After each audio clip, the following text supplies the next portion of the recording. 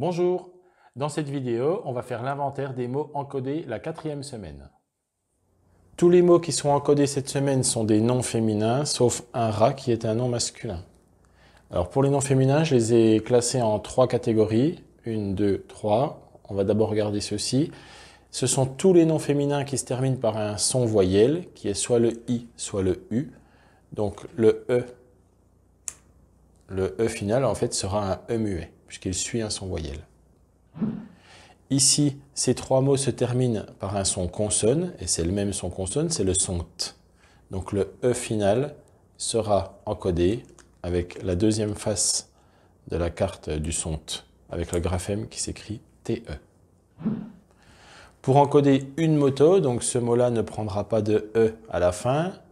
D'abord, c'est l'abréviation du mot motocyclette, on peut l'expliquer aux enfants. Et on explique aussi dans la méthode que la langue elle est régulière à 85% à l'écrit, donc il n'y a pas toujours un E à la fin des noms féminins. Donc ici, en amont, on indiquera aux enfants, on leur dira « Attention, je vous donne un indice, quand vous encoderez une moto, il n'y a pas de E à la fin. » C'est eux qui doivent le retenir.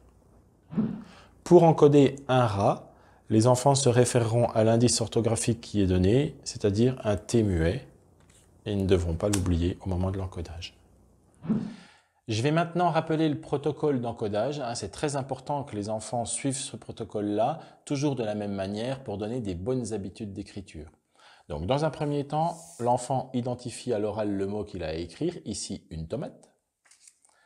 Dans un deuxième temps, il va se référer au panneau des écritures de fin de mot. Puisque c'est un mot qui est associé à une, il saura qu'il va y avoir un E final. Ensuite, c'est un travail de discrimination auditive, donc l'enfant va décomposer les syllabes et écouter les sons dans chaque syllabe pour l'écrire avec ses cartes.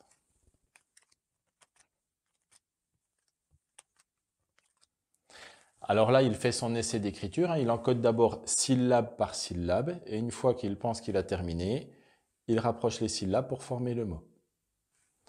Alors la recherche montre qu'il est très important que les enfants tâtonnent dans leurs écritures, mais il est très important aussi qu'ils corrigent dans la même unité de temps, c'est-à-dire tout de suite, pour ne pas mémoriser leurs erreurs, pour pas qu'elles s'ancrent dans la mémoire. Donc pour ça, il va utiliser Leximini pour vérifier son écriture, corriger si besoin, et une fois qu'il est arrivé à la bonne écriture, il va prendre son ardoise et écrire son mot.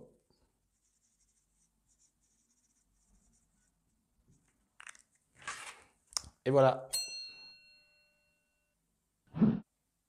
Alors je rappelle que lors de ces séances d'encodage, on a une différenciation naturelle qui se met en place puisque chaque enfant va encoder à son rythme un certain nombre de mots.